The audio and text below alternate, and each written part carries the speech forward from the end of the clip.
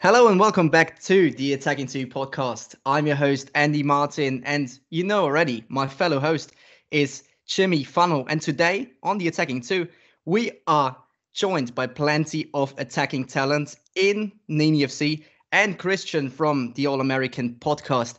And we're looking forward to a good quarter of an hour talk where we have certain issues to talk about, like our victory away at Brighton, then the 2-2 at Vidi in Hungary, the youth utilization that happened there. That was, I think, a really delightful point of that game.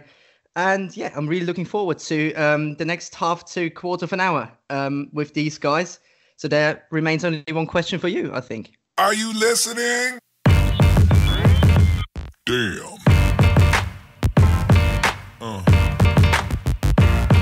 Yeah.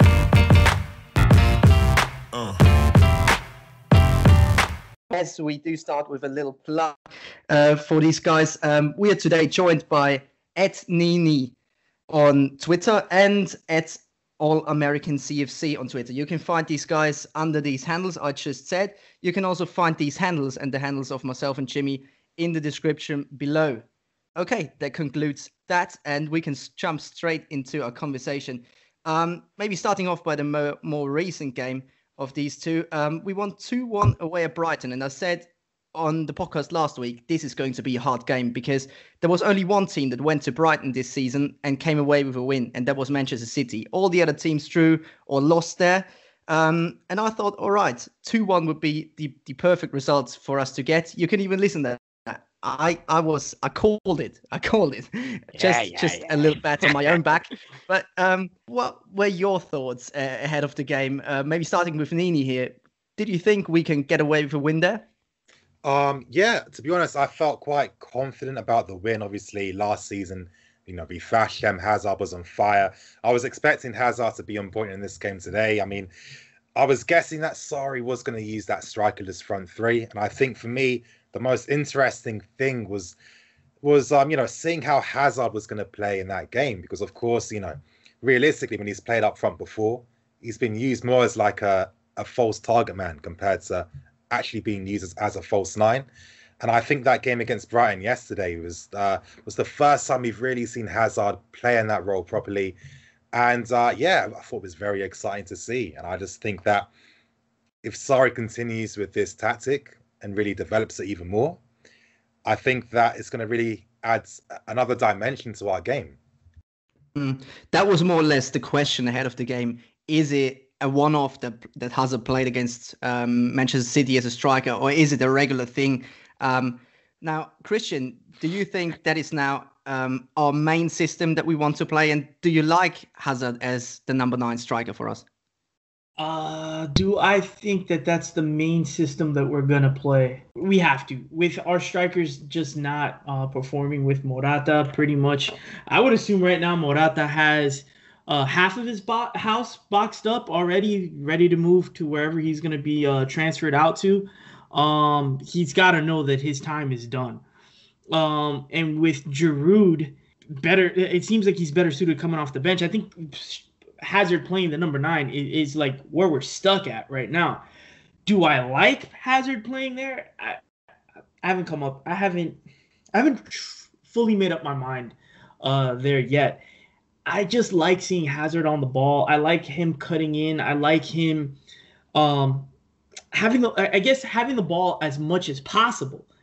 And with him at the striker position, he doesn't have the ball as much as he would as on the wings. But it's effective. I just like Eden Hazard on the field at all times. I quite honestly, I don't care where he lines up. As long as he's on the field, I feel good. So do I like him as a striker? And should we keep him as striker? I don't know. I really don't know. But, I mean, I'd rather have him there than not. I'd rather have him there than Morata. I'd rather have him there than Giroud. You know what I'm saying? Like, that's my opinion. Yeah, makes perfectly sense. And as you said, he's effective in that position, obviously delivering an assist and later that goal, the 2-0 that more or less looked like we had this game done and dusted. Obviously, it was a little bit more complicated than that, and Brighton came back with a goal, obviously in the second half. But Jimmy, what do you think? Was it kind of like the perfect game in the first half for us? Also, Marcus Alonso hitting the post could have been 3-0, and it could have been over by half time. Do you think that was down to maybe a tactical change, or was it just the perfect way to play Sarri ball? What did make the difference for you? Well, to be perfectly honest, I don't think Brighton actually expected Sarri to play with Hazard down the middle. I think they were thoroughly expecting Olivier Giroud. I think most of us were, to be honest, because I would have expected him to go with Olivier because of the physicality that Brighton defense normally shows. I mean, Shane Duffy and Lewis Dunk are some good defenders, decent defenders, and they are very physical. Same with Leon Balogun, who came from Mainz. So you would have expected Sarri to start with Giroud, at least I did, also in our preview. But, he went with Hazard. It came off. It was a good first half. I mean, there were a few things which one could address and say, yeah, we could have done that maybe a bit differently or a bit better. But generally, we were efficient. We played some good football. Hazard's, or generally the team's pressing worked very well. I like Hazard in that number 9 role, but I agree with what Christian says. It's more a necessity at the moment than anything else because we don't really have another choice. Morata, you'd expect him to be going. I mean, sorry, not even putting him on the bench does say a lot. I know you could say tactical reasons. Yeah, I only want one striker on the bench, but he does seem as if he could go on loan in January. Get his confidence up at some Italian club, then maybe come back if we do have a transfer ban. You never know. But yeah, I think that's the way to go with Hazard as the number 9, if he likes it or not. If he's going to leave, then who cares whether he likes it or not. If not, then he's got his mate Mertens, who might not have liked it initially, but he's now one of the best strikers, or he was at least last season one of the best strikers in Europe. So I think it will pay off in the long term for Chelsea. Yeah, it would make perfectly sense, obviously, to maybe acquire a striker such as Dries Mertens in winter. I guess Mertens is not very happy at the moment at Napoli, not playing the full minutes, and Milik maybe being ahead of him. But anyway, that's talk for later, because then we're going to speak about transfers. But I want to address maybe our league situation at this moment, as we talked about a good win away at Brighton. When we look at the table now, Arsenal, they are off their unbeaten streak that went on for, I think, 3 months now, with obviously that loss away at Southampton. That puts us 3 points ahead of them. We're still behind Tottenham, though. Manchester United falling apart at the moment. I don't think they are anywhere near us. But is it a case of, now that we have maybe clinched our momentum back and lots of games ahead, the Christmas period up for many points up for grabs there? Is it the case of, when we get through there with maybe not even a loss, or maybe just one, and picking up a good amount of points, that we are having top 4 maybe almost secured after that? What would you reckon, Christian? I think we do have to. The thing is, it's so difficult to like kind of pin down what's going on. I mean, like, Manchester City looked invincible. They looked like they were gonna walk away with the league already, and we all know that whoever is in first place by Christmas time kind of walks away with the league. So I don't know. I just feel like the top 4 is still maybe a little bit, I wouldn't say up for grabs. I wouldn't say too much that, but I definitely feel like the top 4 might not settle in just yet. I'm sorry, guys. I keep having this weird feeling that, you remember when Manchester City won the league the last time? Not last year, but the year before that. They won. They were in 3rd place. They were in 3rd place the last month of the season. Is it me, or do you guys feel like that could happen for us? You know what I'm saying? Like, nobody thought that Manchester City was gonna. If you guys think back, and this is why I keep like the top 4. Is it really like? yeah, it's pretty secure, but we've seen crazy things happen before. Think back to that season. Petr Cech gets hurt the last 4 games of the season. If it wasn't for that injury, in my opinion, we walk away with the league. But he gets hurt. Well, that's a good question. I'll You put know it what to I'm you. saying? Like, Yeah, of course. Anything. I feel like we're so certain. The top 4 is this, and that's it. The team, Liverpool's winning. That's it. Manchester City is winning. That's it. Really though, we've seen crazy things happen, and I just keep getting this feeling like we're gonna be the 3rd place team, and then something's gonna happen. Yeah, well, that's a really good question. I'm putting it to you, NiiNii, here. Do you think there is more to happen this season, or is it just get the top 4 and we will be happy about that? I'm sure we will be happy about that, but is there maybe something more to happen? What do you think? I mean, that depends on how opposition teams handle Man City. I kind of feel that a lot of times, they have the wrong approach against Man City, very defeatist tactics, and they, it plays into their favor. I think when we beat them, we kind of gave a bit of a blueprint, and before that, Leon did. Hopefully, teams will try to press them a tiny bit more, like what they were doing to us during the past few weeks. But I don't know. I mean, normally I feel I'm very optimistic, but I feel like I need to be realistic now in this case. And I'm thinking, let's be serious. We're going to lose a few more games before the season ends, most likely in the league and in other competitions as well. I don't know if we can close that gap. And I don't know if Man City will lose a lot of points in the league, because I think that they've got so many advantages so far going in their favor. I don't know. I think personally, if we get top 4 finish, I think that if we can win a trophy this season, and as long as we're not 15 or 20 points behind Man City by the end of the season, I think it would have been a very successful first term for Sarri. And that's how I see it right now. Now that we have a lot of games coming up in the next weeks, that will obviously be a decider for the league or where we are heading, if we have to kind of look down to the Arsenals, the Manchester United, or if we can actually keep track with the Liverpools and Manchester Cities of this league. But now that we play Bournemouth in the upcoming week, and we maybe have to utilize our squad even more, because our squad isn't big and Sarri hasn't done it, and when he hasn't done it, we always looked quite bad. Maybe a look into the past will provide us with some good ideas for the upcoming games. And when we look into the past, and a game that maybe stuck out for us, as Jimmy and myself went there to Hungary, and we're actually looking for these young players to get games. And for once it happened that Callum Hudson-Odoi and Ampadu got their games. Callum Hudson-Odoi playing for 90 minutes. It was a joy to watch. At the end of the day, it was a 2-2.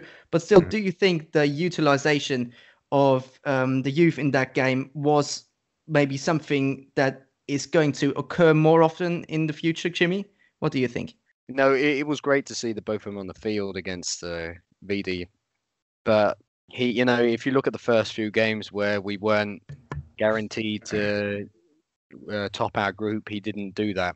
No, Callum Hudson-Odoi was only a sub at best, and he's never really getting in the squad. He didn't get in the squad in the league on Sunday, where you'd expect him maybe to come in, as we didn't actually have a winger on our bench. So there's not necessarily reason for optimism that will change anytime soon, especially with those articles / news stories that came out the other week about Guardiola and generally Sarri himself also believing that it's better to go on with this season or end it with only 14, 15 players. I highly doubt that Hudson-Odoi will be part of those plans for now, which will of course have repercussions on his contract situation. So it's all a bit of a clusterfuck in that regard. Yeah. Yeah. I don't know though, with this Hudson-Odoi situation, I think what frustrates me a bit is the fact that I think we can all agree that the guy's a very talented player. When he plays he looks like he's very mature. I mean, how often does he lose the ball in the final third? You rarely see him making mistakes, really, when you analyze this game. I mean, I'm not trying to stick it on Willian. I don't really agree with some of the hate Willian gets. But if you wanted to use him as a comparison, how many times do you see Willian making sloppy mistakes or losing easy possession of the ball sometimes? I know that Hudson-Odoi's played against very easy teams, but his application has been very good. And I don't know. I'm just waiting for Sarri to just, I don't know, be a bit braver. And I'm not saying that he should start every game, but I think that with Hudson-Odoi, he should be coming on for the last 15 minutes of games. I think that he should be getting at least maybe, let's say you get 4 games in a month. I want to see at least 2 of those games where Hudson-Odoi is coming on as a sub for like the last 10, 15 minutes. Yeah, would make sense at least, and I think we also need to do it, regardless of whether Sarri wants to do it. I think that there is need, of course, if you play in the rhythm of 3 games, a game in 3 days. Every game obviously counts to 3 points, and we need to pick up as much as possible. Now, Christian, do you think if there is necessity, and obviously there is necessity to utilize the squad, and Sarri might not be prepared to do so, is it maybe a bad sign for us for the future to come that we might look a little bit burned out after 3 games within 6 days, and then when the new year comes, there is obviously the rhythm goes on. Do you think he will switch to a more diverse way to utilize our squad, or is he still very much in that mind to put out on the same 11 every other game, and maybe we lose our grip a little bit? What do you think what's going to happen? Well, I personally, before the season, my opinion, I think I even shared it with NiiNii. There's no reason. We have enough talent. We have enough guys on the squad that there's no reason why we don't have a Premier League 11, why we don't have a Europa League 11, FA Cup 11, a Carabao Cup 11. For every competition, we have enough guys that make up an 11. I shouldn't need. We go on and on about for those people that are like, oh, Callum Hudson-Odoi, he loses, they criticize his play. Well, I see Pedro in these games as well. I see Willian in these games as well. I see all these guys that are a part of the Premier League 11 playing in these Europa League games as well. When, it's not like we're throwing on Danny Drinkwater and Victor Moses that hasn't played all year or have played limited. These guys have been the guys that they're throwing on are normal guys that play in our Premier League 11. So, in my opinion, we have a big enough squad that we can rotate. Now, it's what you're asking me, what do I think Sarri's going to do? I honestly don't know. I honestly don't know, because why was Willian playing? Willian played him against Vidi, did he not? Yes, he did. And Why? Why? Why was Willian playing in that game? And then he had to play against Brighton this weekend. Why? That game was 100% secure. There's no reason why he couldn't throw on Victor Moses. I think it was a waste of a game. Has an injury, right? Yeah, I think he was. Okay, he was injured. Yeah. So throw somebody else in. Our squad is big enough. Yeah, our squad is big enough. You know. You know what though? I personally feel. I mean, let's be serious. At the start of the season, Sarri really wasn't rotating that much. I think there was a stat saying that he'd only used like 14 players in the league. I think recently in December, he's been a lot more lenient in terms of, starting to use some of the squad. I know he's not doing it, using it as much. Guys like Emerson haven't played yet. Christensen isn't getting as much game time. But I think we're slowly starting to see that. And I think if there's one positive thing that tells me, I think it tells all of us actually that the team is starting to understand what Sarri ball's about. And I think Sarri said this himself. I think when he was referencing Pep Guardiola, he was stating that, from what Pep said, that when you introduce like new methods to a squad and a team, you have to stick with the first team for a while before you can start using other players. I mean, I can understand that mentality a bit. It's like, how can I introduce all these other players when the first 11 don't even know how to do my football properly, So I think the fact that Sarri's starting to slowly rotate a bit more is a very positive thing. Yeah, I can completely agree with that. I'm just a bit afraid of when we're sitting there, maybe at after the Christmas period and discussing what happened in these games, that we're sitting there saying, once again, this is a new chapter of, well, Sarri should have known that the Premier League is a little bit different and you can't do it like in Italy because we play more games in that period, and you can't stick to to your first 11 all the time. And I'm just a bit afraid that this is going to happen. But obviously, we have to wait and see what is going to happen in that regard. I think was also important when we looking to the upcoming month that we don't lose a lot of players, namely Eden Hazard. Maybe he's not going to leave in the winter transfer window, but I already said no. yeah, but maybe let's see. Do we get anyone in? That could be also crucial to our season. What do you think? Which players are on your lips at the moment? Starting with Jimmy. I've been very persistent in my opinion of who we should get in January, and I'm going to stay by it. A lot of people are clamoring for a striker, and I understand why they would. But as has been elaborated a million times on Twitter and all the other platforms, there are just simply none available that would make sense. If we're going to get some half-assed option like Danny with all due respect to Danny Drinkwater, then don't do it. Olivier Giroud in January made sense because he will always be our plan B. He's a good plan B. I would keep him definitely for the next season as well, because he just gives you that different option up front if you need it to be. And he does seem as if he's content with fulfilling that role. But if we're not going to get one, and let's keep it real, Mauro Icardi is not going anywhere. He loves Inter first of all, and that clause that everyone's talking about, that only works the first weeks in July, always, not in January. So we'd have to pay, I don't know, upwards of 120, 150 million for this guy. And while he is a great player, and I'd absolutely love for him to be here, we're not going to pay that in January. The only exclusion, as Alex said the other week, if a transfer ban were to come in. So realistically, who we will want in January is quite simple. We want a right winger. I would kill for a right winger. People will say, yeah, that might hinder Callum Hudson-Odoi's chances at Chelsea. But let's be real. Whether we're going to get a new winger in or not, Sarri's not going to trust him. So we might as well get at least one in so that we can secure top four and then offer Hudson-Odoi some different options for the next season, because let's keep it real. Willian and Pedro, they ain't going to be around for that much longer, maybe another year at max. And Hudson-Odoi is only 18 years old. So he's got his whole bloody career in front of him. So if we want to get a right winger in, and that's what we want, I would very much love for example, Nicolas Pepe to come in. He's scored an absolute grand goal again at the weekend.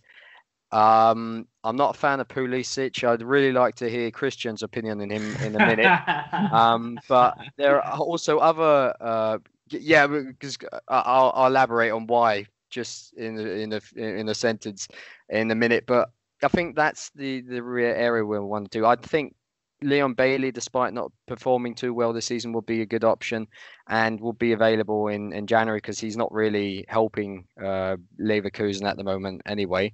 They're also, Fekir's only played there 3 or 4 games in the last few years. That doesn't make sense, but I'd get him in nevertheless. There are other options for that right wing position where I think we'd be well served to try and acquire those people. But yeah, that is the most important thing. I don't think we need someone in defence. Our midfield's packed and great in quantity and quality. Goalkeeper is, of course, done and dusted for the next 8 years. So it's only the attack that we have to look to. And as a striker doesn't look realistic, let's focus on a winger. An elite winger, not some Drinkwater or Bacchio. Well, I'm not going to slate Bacchio because he did seem like a good one. But Gillo Boggi or some kind of crap like that. We want an elite winger, and that's our main priority. If we get just this one acquisition in January, I think we're set for the rest of the season. Mm-hmm. Now, just to hand it over to Christian, my reasoning why I ask you about your opinion for Pulisic is where I write for it, we ain't got no history. Of course, most are Americans. And the hype around Pulisic is, I can't even start to describe what the hype is. Everything is immediately reported on, oh, this is a great option, not even rationally looked at what could actually be the downsides. For me, and this may sound harsh, he's just a younger Willian. His end product is non-existent. I know he's only 20 years old. He might develop into a great player, but we don't know that for sure. We said the same with Morata. Yeah, look, well, that brought us. So I think we'd be very ill-advised to spend that much money, 60, 70 plus, on Pulisic, while he's actually not even first choice at Dortmund anymore. Dortmund do a great job at getting a lot of money for players. So, yeah. What do you think, Christian? Well, first, I'm gonna raise my hand and say my opinion of Christian Pulisic is very biased. I am in love with the idea of an American named Christian playing for my favorite club. I'm in love with that idea. I love it. I think it's like a dream, you know. But to be honest with you, like, again, I'm not somebody that watches the Bundesliga or Serie A. I watch the big games, but I'm not. I talk to some of my friends, and they'll sit in front of their television all day and watch games from every single league. I'm not that guy. However, I do watch a lot of his highlights. I watch a lot of, and I watch all the National League, the American National League play. And one thing that really concerns me about Christian Pulisic is that A, he has a ton of hype around him, and B, when I see him play for the national team, I see a kid that has the weight of a nation on his shoulders. But when it comes to Chelsea, like for the national team, he plays in the midfield. He doesn't necessarily play up front. I know that doesn't translate, but he doesn't necessarily play up front on the right wing or whatever. He doesn't start for Dortmund at all. So for Chelsea, what do I want for Chelsea? I want Chelsea to sign a guy that's going to help our team go forward. Now, if the office, the player recruitment, whoever's looking at transfer targets, if they in their mind they're saying, look, we need a guy to fit the mold. He needs to be in his late teens, early 20, that he can grow alongside Callum Hudson-Odoi. And the both of them are going to be the pillars for our attack for the next 10 years. Then I feel like that's the thought process I want to hear Chelsea going in. Whether that's Pulisic, whether that's Leon Bailey, I think whether that's Pepe, but Pepe's just got on my radar. I keep getting DMs and posts about Pepe. This guy's on fire. This weekend, his goal was amazing. The dude went coast to coast. It was amazing. So I'm not the guy to say to name a player and say that's our man. But for me, I'm looking for a type of guy, a guy that's gonna grow alongside Callum Hudson-Odoi. He doesn't need to necessarily set the world on fire today. However, he just needs to be somebody that complements Odoi. So you know what I want? I want a situation like that Bayern Munich have. I feel like Bayern Munich has been wheeling out Frank Ribery and Ian Robin left and right. I feel like they've been playing together at least 30 years. Every year they play together. That's what I want for Chelsea. That situation is what I want for Chelsea. Two guys to line up for years to come where we have those two positions, set it and forget it. That's what I understand your point there, but as I am someone who watches the German Bundesliga a lot, I have to say they have been, like Robbery, they have been the best winger combination that maybe I have ever seen watching football. But they missed the point, and I'm afraid we are missing the point of actually finding a good replacement for them, because what they did, they brought in Kingsley Coman sometime in the past 2-3 years from Juventus, and he looked the real deal in his first season.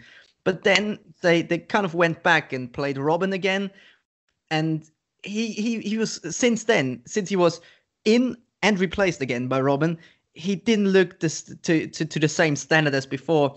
And I'm afraid that we bring someone in who actually looks to make a name for himself. And I'm a big admirer of Pepe, and I hope he's the one. But then when we chuck him in and then say, all right, back to the bench with you because Willian is playing, I'm afraid that damages the whole thing we try to build there.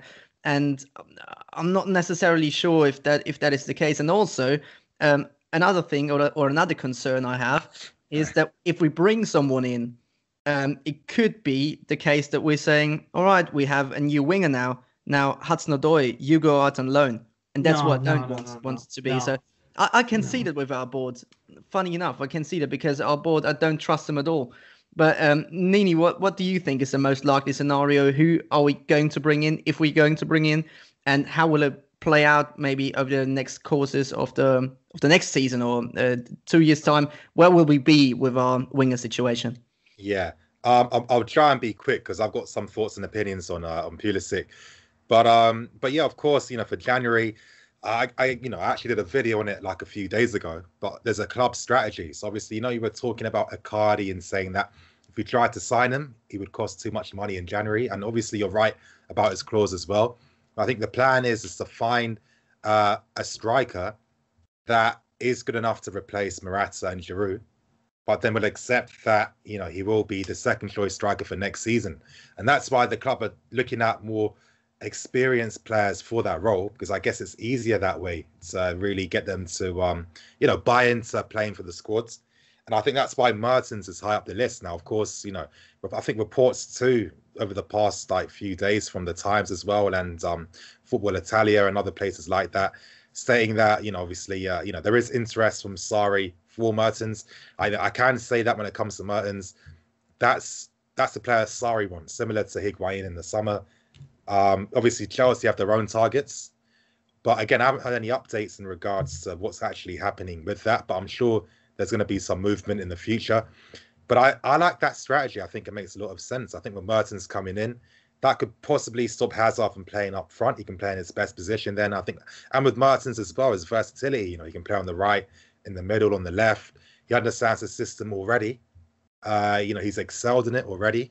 Obviously, he's played with Hazard for Belgium. There's a lot of, positives and benefits on this deal. And yeah, I know he's 32, but I think one thing we have to remember is that, football with the developments in regards to players keeping fit and sports science, it's a completely different level right now. So I don't even personally feel a 32-year-old is actually a 32-year-old. I think we could easily get 2 good seasons out for Mertens before we decided to potentially look for a backup replacement. But I think that makes the most sense. Again, when it comes to January, you're a slave to the market. No club's going to sell their best players unless you're spending a crazy amount, like when we signed Torres for 50 million from Liverpool, for example. That doesn't happen. So I'm expecting it to be Mertens, or if not, then I don't know. But in regards to Pulisic, I don't know. I feel like, again, it's not as if he's been the first choice starter at Dortmund throughout the entire season.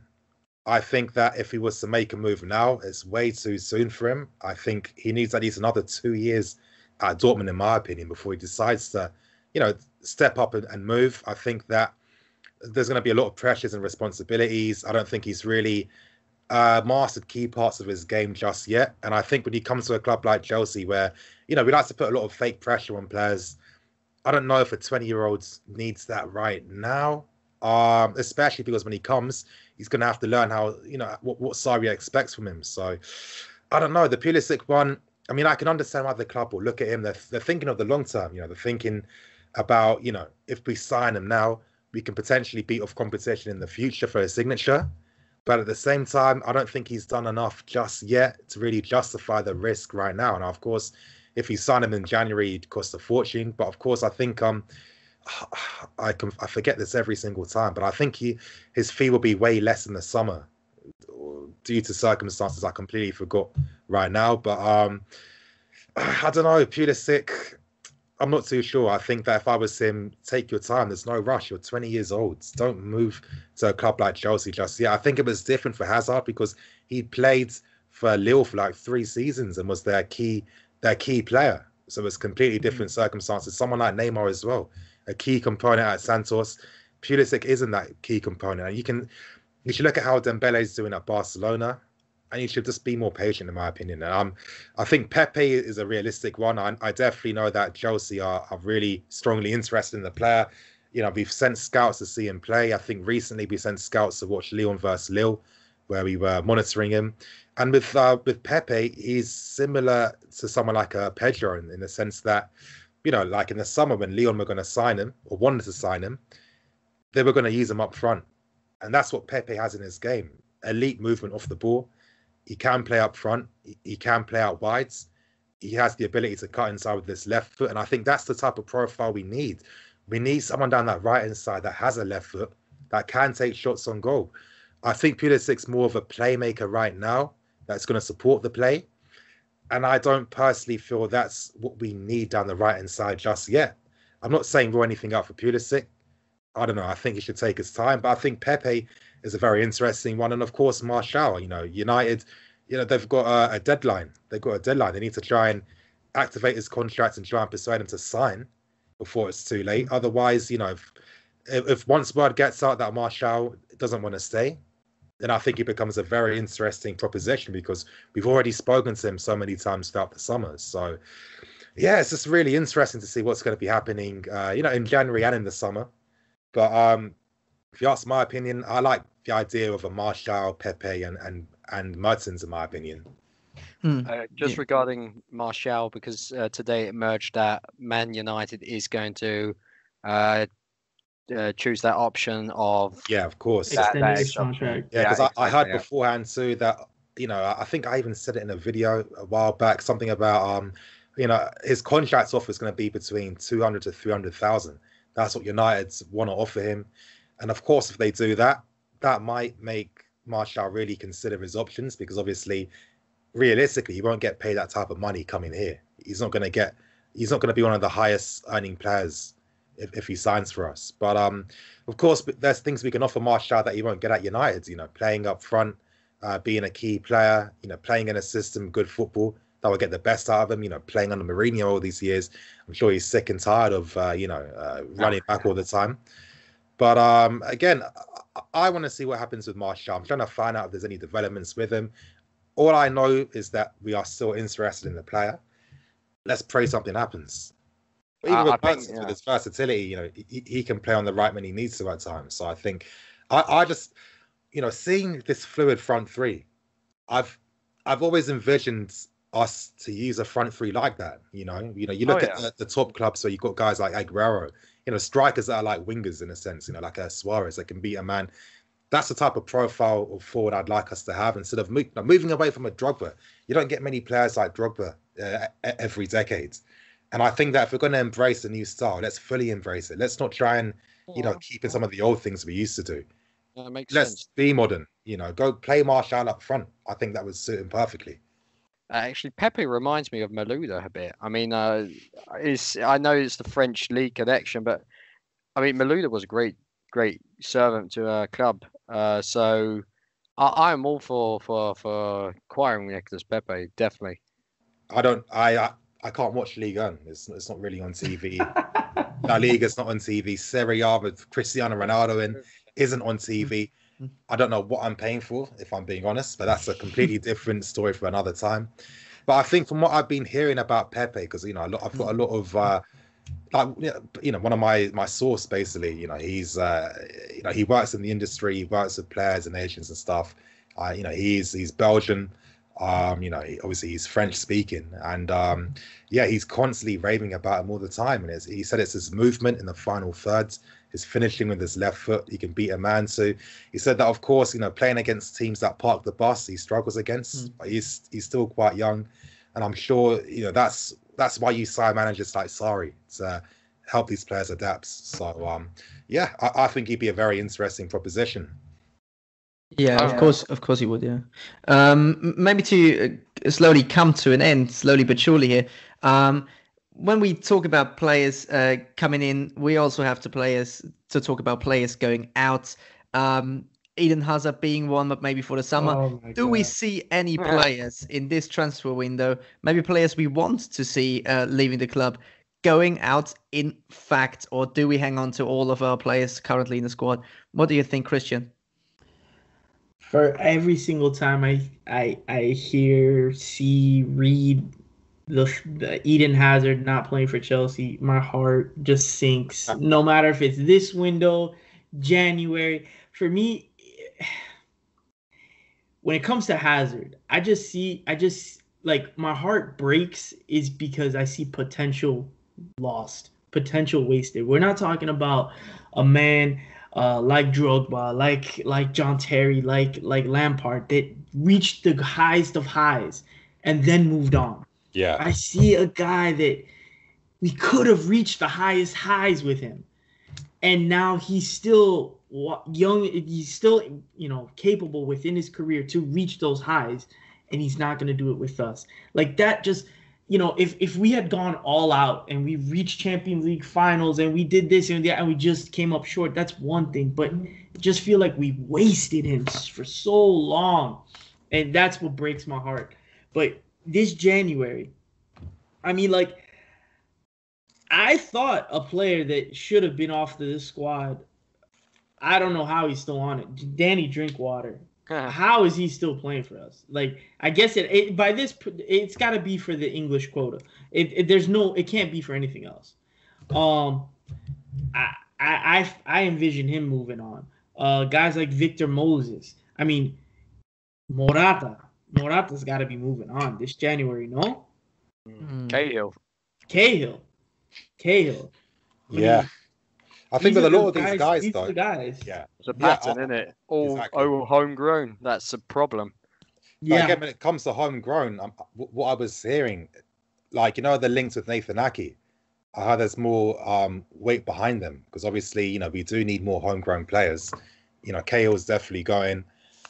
NiiNii could be making a return. Obviously, this is the season where we have to activate his buyback clause if we want to sign him back. So this would be the window to do that. So I'm thinking there's a big possibility for that. Do you know how much he is after the buyback clause? Honestly, I can't remember. I think, was it like 40 million or something like that? Yeah, something. But I think, we all know the guys that are leaving. Moses, Cahill, Drinkwater. I mean, they would have left in the summer if there was more time to find the right deal for them. So they're definitely gone. And I know the club, Giroud's not going to get a new contract. Hearing that Morata, obviously, they've been trying to get rid of him. But, the thing is, when we sign or try to sign a big name striker in the summer, it's going to depend on how much money we can make from selling these guys. So can you see why the club have taken their time in regards to, not just getting rid of them in one window? Yeah. For me personally, I have to break it to you. I absolutely would love to get NiiNii back. For me, he's a modern day defender, as like 100% what you want in a modern day defender, and plus that would be a massive plus point to Chelsea. He's also capable of playing as left back, and with Marcos Alonso being meh this season, and with Emerson, well, you can see Sarri tends to trust him now more, but will he ever trust him 100%? I'm not quite sure. NiiNii, being the great defender he is, like for the last season, leading the defensive line for Bournemouth, and Bournemouth is a good team these days, plays very similar football to us, is a ball-playing centre-half, can play left-back, would make so much sense for us. I hope we do get him back this winter. Would actually be a great transfer for us. Jimmy, do you see anyone moving out for real, like all the players we have addressed? I just want, I can't really add anything to what to everyone else has said. I mean, Drinkwater, Moses, Cahill are the most obvious ones. Hazard ain't going anywhere, not in January at least. But I think with those three, that makes sense. And I agree with Christian. Why is Danny Drinkwater still here? I mean, he was told by Sarri in the summer already, "Hey, you're not the kind of midfielder I'm looking for." Why the hell did we not sell him back then? But probably because we wanted a price that wasn't given. But then cut your bloody losses. He's only going to be less now, worth less now, because he hasn't played a minute. It makes no sense, Not even that. He's going to cost the club more, because it's not like he's been roaming around the grounds for free. The man gets a paycheck every single week or every 2 weeks. So crazy. Whatever his value is, you got to tack on all of his wages on top of that, and what he's cost the club. So I mean, I doubt Danny Drinkwater cares, but the man has pulled off a hell of a move with Chelsea. He gets paid tons of money and he just hangs out. That's all he does. Trains and hangs out. Like, he lives the life that everybody wants to live. You get to train. You're a professional athlete. You get to train. You get paid to work out. Man, no risk. You incurring zero risk. So the dude he's living his best life. But for the club, the way the club should be run, just as a business, you have an employee that's providing you zero, and then costing money. Like, that's bad business in any business. Whether you're a football team or you're just running a popcorn stand or an ice cream truck, that's bad business. I've got to add to that one thing. I get what you're saying, but Danny Drinkwater didn't ask for that transfer. Chelsea came in for him, and exactly, yeah. And I really have to say one thing: he's been an absolute professional about his whole situation at Chelsea. He, every player, he's living the life, sure, but every professional wants to play. That's what they're born to do. That's what they're trained to do. And he has never complained, moaned anything to the media. Think about that fucking Diego Costa. And he's always shown support for the players and the club on social media. And you have to give it to him that really is the kind of player from the personality I'd want all of them to be. He's just not the profile we want. And for him, not only for us Chelsea fans and for the club itself, but also for him, I really hope that his situation gets solved so that he can go back to playing proper football again. That's true. That is true. Fair enough. Yeah. Yeah, I agree. Yeah, I agree too. I think, like he was saying, I don't think Drinkwater, it wasn't his fault. If anything, I feel sorry for the player. I think he was always going to be one of the victims, really, of having a new identity at the club with someone like Sarri involved. This is what happens. It's a warning to the future when you don't plan properly. You get situations like this where isn't he like our fourth or fifth record signing in our history? On good wages. I'm sure he's got clauses in his contract stating that he'll get like a decent amount of money when he leaves, etc., etc. I mean, it cost a fortune, and for what? Because the club gave in to every manager's demands. You're telling me we couldn't keep Nathaniel Chalobah? Drinkwater was worth that 40 million. I mean, I'm really praying that we finally moved away from this type of nonsense that we're famous for doing. I'm really hoping that next season is going to be a testament to that. Definitely, yeah. I mean, I'm not 100% sure now. I mean, as we've all heard who we want to see come in and out, Andy, I think the last word before we do our plugs and say thank you to our lovely guests. Do you want to add a name maybe we haven't thought of yet? No, I just wanted to add that I can see really Drinkwater moving out, and I wish him all the best. Maybe at a retirement club like West Ham, where all the old boys are hanging around, playing in a flat-free midfield with Jack Wilshere, injury prone, and Marky Noble maybe. Sabalet on the right wing. Yeah. That's the kind of football he's going to play in the future, and I wish him all the best. But that's everything from me. I'm happy to.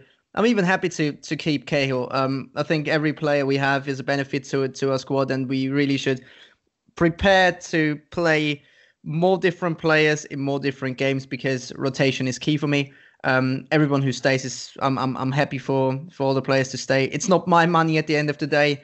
Guys like Danny Drinkwater are collecting at the end of the week. So if they are earning $100 a week, $100,000 rather, I'm happy for them. It's not my money. So that's all from me, I think. If they'd be earning £100, then I think Chelsea Football Club would have a big problem, or that would be a good business model. You never know, but yeah, no, I fully agree. Gary Cahill was one of those where you think he could stay in theory, but he wants to leave. I get that and respect that. So we'll have to wait and see how that develops. You know what? I could say something about Cahill, because I was hearing this about him last season. Obviously, I'm not like some arrogant prick or nothing like that. But of course, I'm very fortunate that, with my YouTube channel, that I have been able to meet, some of the right people. So I'm very fortunate about that. But I was hearing about Cahill last season in particular too, that he was constantly seeing sports sports therapists, and I thought it was so interesting. And I think, a lot of times, we all have opinions on players, we critique them. but I don't think we'll ever really fully appreciate or understand the constant pressure they must be on. I mean, for example, you got to perform for your team, the media scrutiny, fan scrutiny, because you hear it. There's no way you can hide from it in today's social media world. And again, obviously Cahill has my respects. Yeah, he's been a very good servant for the club. Is it his fault that managers have picked him over other players? Of course not. He kept doing his thing. But yeah, I think he wants to move right now. I don't think he's not very happy right now at this moment in time. Okay, well, I mean, boys, it's been an absolute pleasure having you all on. Unfortunately, our time's more or less up. We've already had a bit more to speak about, of course, and that took more time. So we're a bit already over the initially intended time frame we set ourselves, but that's okay because it was a very good discussion. I'm going to say from Andy and me, thank you very much for coming on. So we will now end things as we always do, namely with our plugs. Christian, as we like to give our guests a platform to also say where they can find you on the social media, tell us where our listeners can find you. All right, my Twitter handle. I'm constantly on my phone on Twitter. So any messages, any tweets you send them, I'll see them, and that's All American CFC on Twitter. I have an Instagram account. I haven't started firing it up yet, but you can find me on Instagram as well at All American Chelsea, and on my podcast at All American Chelsea Podcast. That's where you can find me. Very much encourage all our listeners to subscribe and follow Christian and his All-American Chelsea podcast. It's definitely worth a listen. Go and do that immediately. And of course, NiiNii, where can we find you? Hi everyone, NiiNii FC. My YouTube channel is called Blue Lions TV. That's Blue Lions, like, the lion. Of course, I speak about transfer news, tactical reports, match reviews, previews, discussions, live streams, literally everything that you'd want in a fan channel. So, if that sounds like your cup of tea, I'm sure I've got a video for you. I mean, once again, can only encourage everyone to subscribe and follow on your social media accounts. There's always some insight that you might not know of before, and then NiiNii's got some new scoop. So I always look forward to your new videos. I'm sure I speak for everyone here. So yes, very much. Please do subscribe and follow the lads. And of course, subscribe to the Attacking 2 podcast. We're now on YouTube. Please give us a subscription.